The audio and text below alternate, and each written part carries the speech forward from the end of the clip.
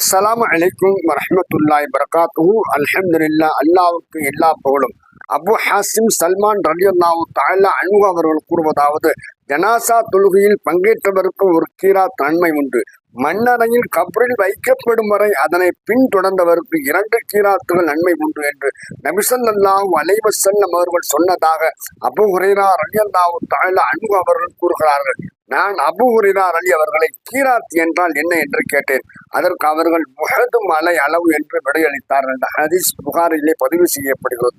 முகது மலையினுடைய பரப்பளவு, அதனுடைய நீளம் சுமார் 7.5 கிலோமீட்டர் மற்றும் அதனுடைய உயரத்தை பார்க்கின்ற பொழுது 1077 மீட்டர்.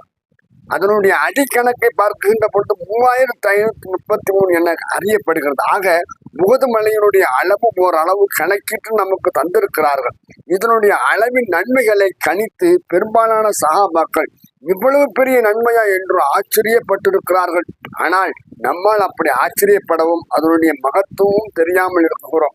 முகது மலை அளவு, முகது மலையை நேரடியாக பார்த்தால் அல்லாஹ் ஒரு ஜனாசா தொழுகைக்கு இவ்வளவு பெரிய நன்மை தருகிறான என்று நினைத்து உண்மை விசுவாசிகள் இனி நம்முடைய வாழ்நாளில் ஜனாசா தொழுகையை தவற விடக்கூடாது என்று எண்ணுவார்கள். காரணம், அது அவ்வளவு பிரம்மாண்டமான மலை. அல்லாஹ்வின் நல்லடியார்களை, இனியாவது ஜனாசா தொழுகை நடக்கும் போது பாதி பேர் வெளியில் நின்று நேரத்தை வீணடிக்காமல் தொழுகையில் கலந்து கொண்டு நன்மைகளை முழுவதுமாக பெறக்கூடிய பாக்கியத்தை அல்லாஹ் நமக்கு தந்தருள் புரிவானாக. ஆமீன். அஸ்ஸலாமு அலைக்கும் வரஹ்மத்துல்லாஹி வரகாத்துஹு.